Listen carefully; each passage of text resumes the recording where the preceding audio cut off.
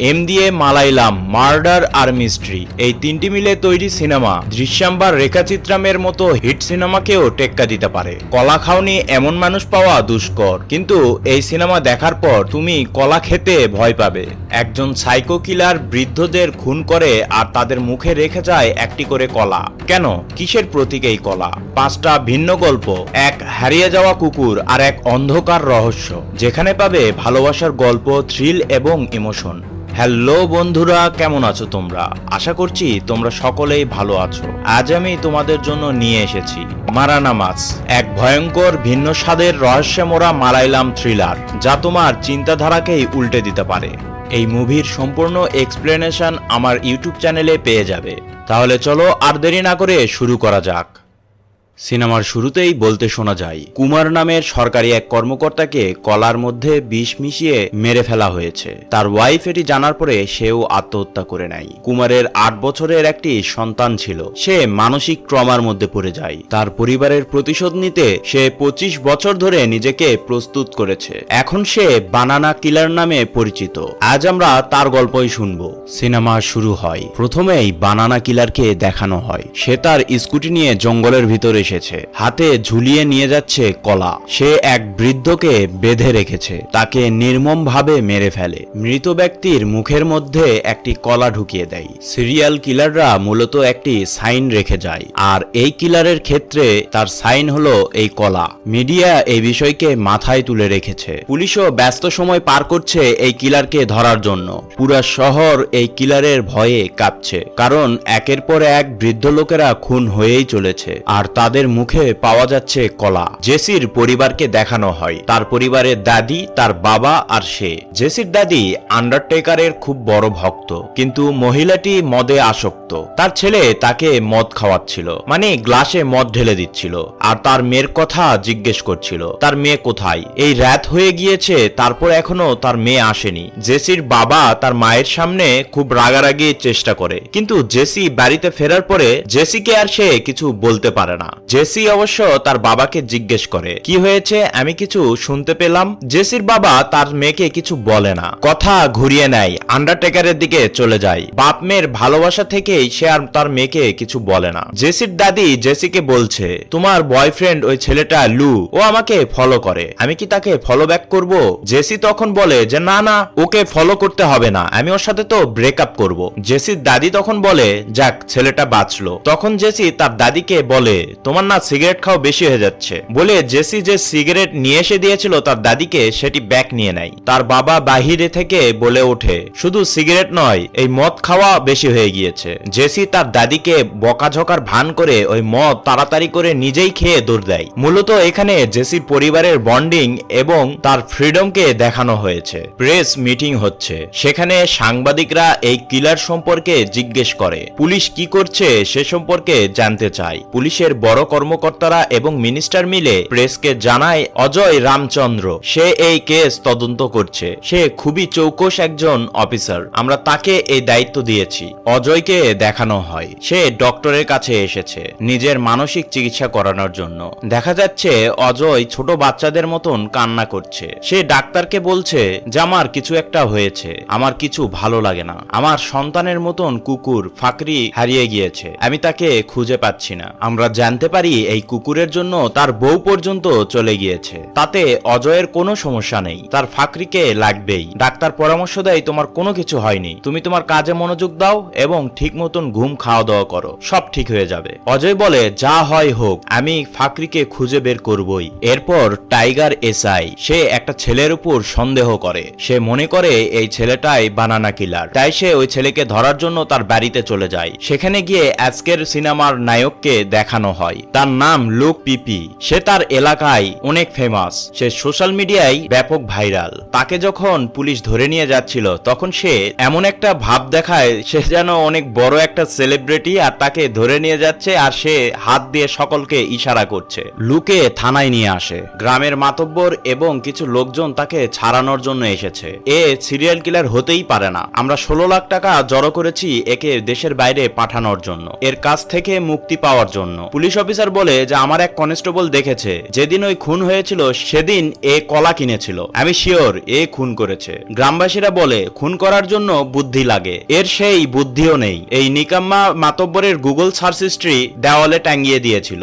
Even আপনাদের পুলিশের এই বিল্ডিংটাও ওয়েলেক্সে বিক্রি করার জন্য অ্যাড দিয়েছিল, চার্জের উপরে মাইক লাগিয়ে দিয়েছিল। সে এই উল্টাপাল্টা কাজগুলোই করে, আর আমরা অতিষ্ঠ হয়ে তাকে এই দেশের বাইরে পাঠানোর জন্য চেষ্টা করছি। এই গর্ধব সিরিয়াল কিলার কোনোভাবেই হতে পারে না। পুলিশ তখন জানলার বাইরে দিয়ে দেখে সেখানে গ্রামবাসীরা জড়ো হয়ে গিয়েছে। লাস্টে এর কর্মকাণ্ড শুনে পুলিশও বিরক্ত হয়ে তাকে ছেড়ে দেয়। সে বাইরে আসার পরে সোশ্যাল মিডিয়ায় এই জিনিসটিও সে আপলোড করে। সে এমন ভাবে জিনিসটা করে যে সে কোনো একটা ট্যুরে এসেছে, তাকে কোনো সংবর্ধনা দেওয়া হচ্ছে। সিন চলে আসে আরবির কাছে। সে প্রতি বছর এই দিনে তার বাবার জন্য দোয়া করে নেয় মন্দিরের পূজারীর কাছ থেকে। সে যখন ছোট ছিল তখনই তার বাবা মা মারা গিয়েছিল, তাই সে বাবা মার আদর যত্ন পায়নি। সে এই বাসে হেল্পারের চাকরি করে, আর এই বাসের ড্রাইভারের নাম জিতিন। সে বিয়ে করতে যাচ্ছে, আর এটি মাইকের মাধ্যমে সকলকে জানাচ্ছে, কারণ এর আগে 21টা মেয়ে তাকে বিয়ে করার আগেই পালিয়ে গিয়েছে। কেউ না কেউ তার বিরুদ্ধে কথা বলে বিয়েগুলো ভেঙে দিয়েছে, তাই সে সকলকে সতর্ক থাকতে বলে, এবার যেন কেউ এরকম কাজ না করতে পারে। লু যাচ্ছে তার গার্লফ্রেন্ড মানে জেসি, তার সাথে ব্রেকআপ করবে, এরকমই বলছিল তার ফ্রেন্ডকে। জেসি বক্সিং ক্লাসে প্র্যাকটিস করছিল। লু সেখানে এসে কিসের কি জেসিকে বলবে ব্রেকআপের কথা, কিন্তু উল্টা সেই জেসির কাছ থেকে মাপ চেয়ে বলছে ব্রেকআপ যেন না করে জেসি। সে মূলত জেসির কাছে অনুরোধ করতে থাকে। জেসি তখন বলে, তুমি সাইকো কিলার, তোমার নামে এই অপবাদ জড়িয়ে গিয়েছে। আমি মনে করেছিলাম আমার জন্য তুমি সিরিয়াস হয়ে যাবে, কিন্তু আসলে এরকম কোনো কিছুই না। লু তখন ক্ষিপ্ত হয়ে জেসিকে উল্টাপাল্টা বলতে থাকে। জেসি লুকে একটি বক্সিং মেরে দেয়। একটা নিব্বানিব্বির ভালোবাসায় যা কিছু আছে তোমরা এই সিনেমাতে সবকিছু কিন্তু পেয়ে যাবে। সিন চলে আসে বানানা কিলার শ্রী কুমারের কাছে। সে একজন স্কুল টিচার, সে বাচ্চাদের কাহিনী শোনাচ্ছে। মূলত সে বৃদ্ধ লোকদের যেভাবে মার্ডার করে সেগুলোই শোনাচ্ছিল। বাচ্চারা এসব শুনে ভয় পেয়ে কান্না করতে শুরু করে। তখনই অন্য একটি টিচার এসে বলতে শুরু করে, আপনি এসব গল্প কোথা থেকে পান? বাচ্চারা সেটি শুনে ভয় পেয়ে যায়। গতবার তো একজন ভয় পেয়ে জ্বরও এসে গিয়েছিল।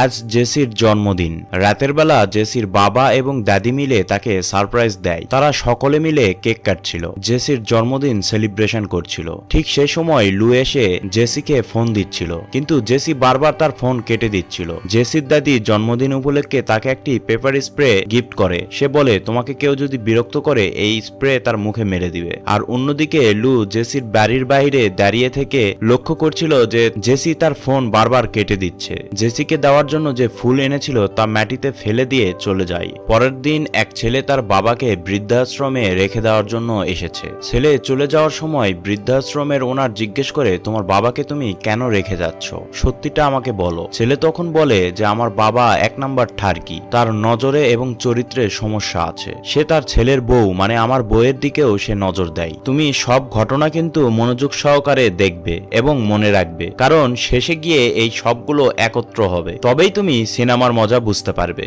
অন্যদিকে শ্রীকুমার তার কাজ সে করে যাচ্ছিল। সে বৃদ্ধ লোকদের ধরে ধরে মারছিল, আর অজয় তার কুকুর খোঁজার জন্য বিভিন্ন জায়গায় বিজ্ঞপ্তি দিচ্ছিল। কুকুর খুঁজে দিলে সে 5 লক্ষ টাকা দিবে, এরকম পোস্টার করে সারা শহরে ছাপিয়ে দিয়েছে। বাস ড্রাইভার তার বিয়ের প্রস্তুতি নিচ্ছিল, জামা কাপড় কিনছিল, আর শ্রী বারে বসে প্ল্যান করছিল যে এরপরে সে কাকে খুন করবে। সে একটি বৃদ্ধর ছবি নিয়ে সিদ্ধান্ত নেয় তাকেই খুন করবে। আর এই লোকটি ছিল কেশব, মানে এর আগে একটি ছেলে তার বাবাকে বৃদ্ধাশ্রমে রেখে গেল, সেই বৃদ্ধ লোকটির নামই কেশব। কেশব বৃদ্ধাশ্রম থেকে ভেগে যায়, আর তার সাথেই ছিল অজয়ের সেই কুকুরটি। সেই কুকুরটি বৃদ্ধ কেশবের পিছু নেয়। কেশব বিরক্ত হয়ে সেই কুকুরটিকে একটি গাড়ির সাথে বেঁধে দেয়। আমি তো বলবো এই সিনেমার মূল চরিত্র এই কেশব, উদ্ভট একটা চরিত্র। কেশব চলে যায় নিজের উদ্দেশ্যে। সে একটি বারে যায়, গিয়ে শ্রীকুমারের সামনেই বসে পড়ে। শ্রী হঠাৎ সেই বৃদ্ধর দিকে তাকিয়ে তো অবাক হয়ে যায়, কারণ সে যেই বৃদ্ধকে মারতে চাচ্ছিল সেই বৃদ্ধ তার সামনে এসে বসে পড়েছে। সে একবার মাস্ক পরে তার চেহারা লুকায়, আবার বৃদ্ধর সাথে মানে কেশবের সাথে কথা বলা শুরু করে। কেশব তার সম্পর্কে সবই বলে। তার ছেলে তাকে বৃদ্ধাশ্রমে রেখে গিয়েছে। ঠিক তখনই টিভিতে চলছিল শাশুড়ি বউ নিয়ে একটি ঘটনা। আর কেশব গল্প করতে করতে অনেক মদ খেয়ে ফেলেছিল, তাই সে মাতাল অবস্থায় টিভিটি ভেঙে ফেলে। আর বারের লোকজন এসে কেশবকে মারা শুরু করে। শ্রী তো কিলার, তার কেশবকে মারতেই হবে, তাই সে কেশবকে ওখান থেকে সেভ করে। আর সে সাথে করে কেশবকে নিয়ে আসে। কেশবকে এক জায়গায় বসিয়ে রেখে সে তাকে মারার জন্য কিছু নিতে যায়, আর সাথে কলাও নিয়ে নেয়। তখনই কেশব মাতাল অবস্থায় একটি বাসে উঠে বসে পড়ে। শ্রীকুমারও সেই বাসের পিছু নেয়, অনেক দৌড়ঝাঁপ করে সেই বাসে উঠে পড়ে। আর এই বাসটি ছিল অজিতের, মানে যার 21টা বিয়ে ভেঙে 22 নাম্বার বিয়ের আগামী ডেট পড়েছে। চরিত্রহীন বৃদ্ধ তার পাশের সিটে বসে থাকা লোকটি তার ওয়াইফের সাথে কথা বলছিল ফোনে, ভিডিও কলে। সে ওই ভিডিও কলের মধ্যেই ওই মহিলাকে বিরক্ত করতে থাকে। আর বাসের লোকজন তাকে মারধর করার জন্য উপক্রম হয়। তখন বাসের কন্ডাক্টর আরবি এসে প্রথমে তাকে সেভ করে। পরে কেশব ওই আরবির মাকে নিয়েও বাবাকে নিয়েও উল্টাপাল্টা বলতে থাকে। আরবি তো তার বাবা মাকে ছোট থেকেই পায়নি, তাই বাবা মার প্রতি সে বেশি একটু দুর্বল। আর বৃদ্ধ এদিকে কিছু না বুঝে আরবিকে তার বাবা মা নিয়ে উল্টাপাল্টা বলতে থাকে। আরবিও তখন ক্ষিপ্ত হয়ে যায় বৃদ্ধর উপর। তখন শ্রী এসে তাকে সেভ করে। মানে দেখো সে কি পরিমাণে সাইকো কিলার, সে নিজে হাতে এই বৃদ্ধকে মেরে ফেলবে দেখে সব ঝামেলা থেকে এই চরিত্রহীন বৃদ্ধকে সেভ করছে। এভাবে চলতে চলতে রাত হয়ে যায়। আর কেশবের সামনে সিটে বসেছিল জেসি। সে জেসিকে বিরক্ত করার চেষ্টা করছিল। জেসি তো মনে মনে কিছুটা খুশিই হয়, কারণ সে পেপার স্প্রে মারার জন্য লোক পেয়ে গিয়েছে। পরে যখন বৃদ্ধ জেসির শরীরে হাত দেয়, জেসি তখন বৃদ্ধর মুখে পেপার স্প্রে মেরে দেয়। বৃদ্ধ সেখানেই মারা যায়। আর পিছনে বসা ছিল শ্রীকুমার, তার চোখেও পেপার স্প্রে চলে যায়। সেও যন্ত্রণায় কাতরাতে থাকে। পরে যখন সকলে বুঝতে পারে যে কেশব মারা গিয়েছে, তখন বাসের ড্রাইভার অজিত এবং কন্ডাক্টর আরবি এসেও লক্ষ্য করে কেশব মারা গিয়েছে। এখান থেকেই সিনেমার মোড় ঘুরে যায়, তোমরা মজা পেতে শুরু করবে। তারা সকলে মিলে ভয় পেয়ে যায়। প্রথমে ড্রাইভার বলে যে আমরা পুলিশের কাছে যাই। আর এদিকে শ্রীকুমারের তো লক্ষ্য অন্য, এই বুড়াকে নিয়ে সে খতম করবে, কিন্তু সে মারা গিয়েছে, তাতে কি হয়েছে, সে হাত পা টুকরো টুকরো করে কাটবে। তাই সে প্ল্যান করে পুলিশকে খবর দিতে বারণ করে। ড্রাইভারকে এবং আরভিকে ভয় দেখায় যে পুলিশ তোমাদেরকে ঝামেলা করবে এবং এর খুনের দায়ে তোমাদেরকেই ধরবে। অন্যদিকে জেসি তো কুপোক্যাত, সে ভয়ে কাঁপাকাঁপি শুরু করে দিয়েছে। শ্রীকুমার তাদেরকে বলে বাস তাড়াতাড়ি অন্য জায়গায় নাও। তারা বাস অন্ধকারের মধ্যে এক সাইডে দাঁড় করায় এবং তারা আলোচনা করতে থাকে কিভাবে কি করবে। তখন শ্রীকুমার বলে তোমরা আমাকে 5 লাখ টাকা দাও, এই বডির ব্যবস্থা আমি করে ফেলবো। তখন সবাই মিলে তাকে 6000 টাকা দেয়। শ্রী বলে সমস্যা নাই, আমি এতেই ম্যানেজ করে নিব। জেসি বলে দয়া করে আপনি লাশটি কোথাও নিয়ে যান, আমি পরে আমার ব্যাংকে যা টাকা পয়সা আছে আমি আপনাকে দিয়ে দিব। শ্রীকুমার বলে কোনো সমস্যা নাই, আমি এই টাকাতেই করব। তখন বাসের সামনে দিয়ে এলাকার রাজনৈতিক বড় ভাই বাসের সামনে দিয়েই যাচ্ছিল। বাস চিনতে পেরে সে ড্রাইভারকে ফোন দেয়, দিয়ে বলে কি হয়েছে, কোনো সমস্যা? পুলিশ স্টেশনের সামনে বাস দাঁড় করায় রেখেছো? বাসের এরা কেউ জানেই না তারা বাস পুলিশ স্টেশনের সামনে দাঁড় করিয়েছে। তারা তো আরো ভয় পেয়ে যায়। পরে ড্রাইভার তার বড় ভাইকে বলে না না কোনো সমস্যা হয়নি, আমাদের বাসের ইঞ্জিন একটু গরম হয়ে গেছিল তাই একটু রেস্ট দিচ্ছি। বলে ফোন কেটে তারা তাড়াতাড়ি করে সেখান থেকে চলে যেতে লাগে। আর তখনই তাদের পিছু নেয় লু, তার মোটর সাইকেল নিয়ে লু ওই বাসের পিছু নেয়। সে মূলত জেসির জন্যই ওই বাসের পিছু নেয়। লু আগামীকাল বিদেশ চলে যাবে, তাই তার আগে জেসিকে তার মনের কথা বলতে চায়। সে বাস থামায়। বাসের ভিতর থেকে সকলেই বাসে উঠতে বারণ করে, কিন্তু লু তো নাসর বান্দা, সে বাসে উঠে জেসিকার সাথে কথা বলতে বলতে বুঝতে পারে যে এখানে ঘটনাটি কি ঘটেছে। যখন সবাই মিলে বলে যে ওই বৃদ্ধ মারা গিয়েছে আর সেটি জেসির কারণেই মারা গিয়েছে, তখন লু জেসিকে সাপোর্ট করে, জেসির পাশে এসে দাঁড়ায়। এসব জেসিকে বলতেই শ্রীকুমার লাশকে নিয়ে বাস থেকে নামতে যায়। তখনই লু তাকে বাধা দেয়। আর শ্রীকুমারের উপর তার সন্দেহ হয়। সে বলে তুমি কি বানানা কিলার নাকি, বৃদ্ধকে নিয়ে যাচ্ছ? আর এদিকে দেখানো হয় অজয় তার টিম নিয়ে সেই বৃদ্ধকে এখন খুঁজছে। কেশব যখন বৃদ্ধাশ্রম থেকে ভেগে যায় তখন ওই কুকুরটিও কেশবের সাথেই ছিল। আর এই কুকুরই অজয়ের কুকুর। অজয় এসব সিসিটিভিতে দেখে। অজয় তো এটি দেখে অনেক খুশি হয়ে যায়। সে আরো জোর লাগিয়ে দেয় এই কেশবকে খোঁজার জন্য। সিন আবার বাসে চলে আসে। তারা লাশকে ঠিকানা লাগানোর জন্য অনেকগুলো প্ল্যান করে। তার মধ্যে তারা বেছে নেয় তারা লাশকে কবর দিবে। তাই চার্চের পাশে একটি কবরস্থানে তারা যায়, কিন্তু কবরস্থানে এসে আরেকটি বিপত্তি বাধে। সেখানে এসে দেখে একটি কাপল তাদের ফিল্ম শুটিং করছিল। লুরা তো তাদেরকে দেখে সেখানেই লুকিয়ে যায়। লু তখন লক্ষ্য করে জেসি অনেক মন খারাপ করে আছে এবং কান্না করছে। লু জেসিকে সান্ত্বনা দেয় এবং তাকে সাপোর্ট দেয়। তাকে বোঝানোর চেষ্টা করে যে সে তো আর ইচ্ছা করে এসব করেনি, সে তার নিজের সেফটির জন্য স্প্রে করেছে। এখন মারা গিয়েছে, তাতে কি হয়েছে, আমরা সকলে মিলে সবকিছু করে ফেলবো। জেসি তো তার এক্স বয়ফ্রেন্ডের উপর খুশি হয়ে যায়। ড্রাইভারের ক্ষুধা লেগে গিয়েছিল, তাই শ্রী তার কাছে থাকা কলা ড্রাইভারকে দেয়। মানে এই কলা কিনেছিল কেশবকে মারার পরে কেশবের মুখে সাইন হিসেবে দেওয়ার জন্য। কাপলরা শুটিং করে চলে যাওয়ার পরে একটি কবরের স্ল্যাব সরিয়ে কেশবকে সেখানে দাফন করার জন্য নিচে রেখে স্ল্যাব আবার উপরে দিতেই যাবে, তখন আরবি দেখে কেশবের বুকে একটি টাটু করা, আর এই টাটু আরবির বুকেও করা আছে। আর ছোটবেলাতে তার বাবা আর সে একসাথে এক মন্দিরে বসে এক পূজারীর কাছ থেকে করে নিয়েছিল। সে বলেছিল এই আকৃতির টাটু আমি আর কারো জন্যই আঁকাইনি, তোমাদের দুইজনের জন্য আঁকিয়ে দিলাম, আর এটি আমি স্বপ্নে দেখেছি। তাই আরবি মনে করে এই কেশব তার বাবা। সে তো ইমোশনাল হয়ে কবরের মধ্যে শুয়ে পড়ে, তার বাবাকে জড়িয়ে ধরে কান্না করতে শুরু করে। সবাই তো এসব দেখে আবেগপ্রবণ হয়ে যায়। জেসির গিল্টিনেস আরো বৃদ্ধি পায়। আরবি সকলকে বলে যে আমি এই লাশ এভাবে দাফন করব না, আমি আগুন দিয়ে জ্বালিয়ে দিব। আমাদের ধর্মে মানুষ মারা গেলে পুড়িয়ে দেয়। তাই সকলে মিলে সিদ্ধান্ত নেয় তারা লাশটি পুড়িয়ে ফেলবে। আর এর ভিতর ড্রাইভারকে তার হবু ওয়াইফ ফোন করে। সে এই প্রেসার নিতে না পেরে হবু ওয়াইফকে বলে আমি পরে কথা বলবো, ফোন কেটে দেয়। হবু ওয়াইফ বারবার তাকে ফোন দিতেই থাকে আর ড্রাইভারকে সন্দেহ করতে থাকে।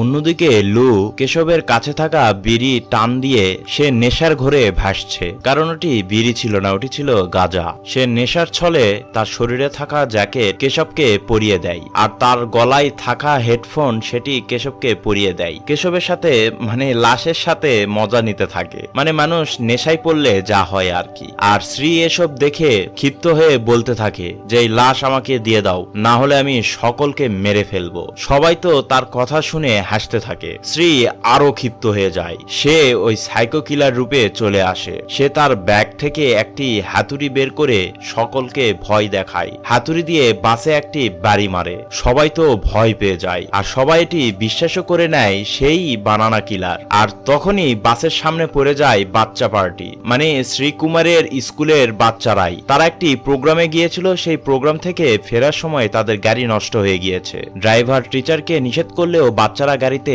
উঠে বসে। তাই বাধ্য হয়ে কেউ কাউকে কিছু না বলে বাচ্চাদেরকে আগে নামিয়ে দেয় তাদের গন্তব্যের জায়গায়। নামানোর পরে তারা একে অপরে প্ল্যান করতে থাকে কিভাবে কি করবে। এর মধ্যেই পুলিশরা ওই কেশবকে খুঁজছিল। একটি লোক তার বাচ্চাকে নিয়ে যাচ্ছিল। পুলিশরা ওই লোকটিকে থামিয়ে কেশবের ছবি দেখায় এবং জিজ্ঞেস করে এই লোকটিকে তুমি কোথাও দেখেছো? বাচ্চাটি ছবি দেখে বলে হ্যাঁ আমি তো দেখেছি, আমি যে বাসে ছিলাম সেই বাসে এই লোকটি ছিল, সাথে আরেকজনও ছিল, একসাথে বসা ছিল দুইজন। পরে লুর ছবি বের করে দেখায়। বাচ্চা বলে হ্যাঁ এই আঙ্কেলই ছিল। পুলিশ তো শিওর হয়ে যায় লু বানানা কিলার। তাই সোশ্যাল মিডিয়ায় ওয়ান্টেড বলে 10 লাখ টাকা উপহার রেখে লুর ছবি ভাইরাল করে দেয়। এদিকে লুরাও বিষয়টি জানতে পারে। এর মধ্যেই শ্রীকুমার কেশবের লাশ নিয়ে উধাও হয়ে গিয়েছে।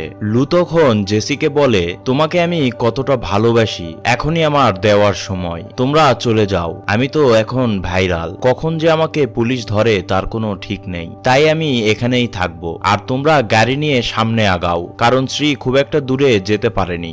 জেসি লুর এসব কথা শুনে ইমোশনাল হয়ে যায়। সেও লুকে আই লাভ ইউ বলে। তাদের ভেঙে যাওয়া ভালোবাসা আবার জোড়া লেগে যায়। সে কোনোভাবেই লুকে ছেড়ে যেতে চাচ্ছিল না, কিন্তু লু তাকে বুঝিয়ে দিয়ে পাঠায়। লু বাসে তাদেরকে পাঠিয়ে দিয়ে সেখানেই বসে পড়ে আর পুলিশের অপেক্ষা করতে থাকে। আর তখনই তার কাছে চলে আসে সেই অজয়ের কুকুর। অজয়ের কুকুরকে দেখে পাশে অজয়ের কুকুরের বিজ্ঞপ্তিও দেওয়ালে লাগানো ছিল। কুকুর আর ছবি মিলে যাওয়ার পরে পোস্টারে থাকা নাম্বার দেখে অজয়কে কল করে লু। পোস্টারে লেখা ছিল যে অজয় ডিএসপি, কিন্তু লু সেটি বিশ্বাস করে না। তাই সে অজয় নামেই তাকে ফোন করে। অজয়কে তার কুকুরের অ্যাড্রেস দিয়ে দেয়। তখনই সেই কাপাল সেখানে চলে চলে আসে কবরস্থানে যারা শুটিং করছিল তাদের নতুন শুটিং প্লেস ঠিক করার জন্য এখানে এসেছে। ড্রোন উড়িয়ে দেখছে। লুর মাথায় তখন বুদ্ধি আসে। সে ওই ড্রোন দিয়ে শ্রীকে খুঁজতে থাকে। সে শ্রীকে দেখতে পায়। শ্রী কোন দিকে যাচ্ছে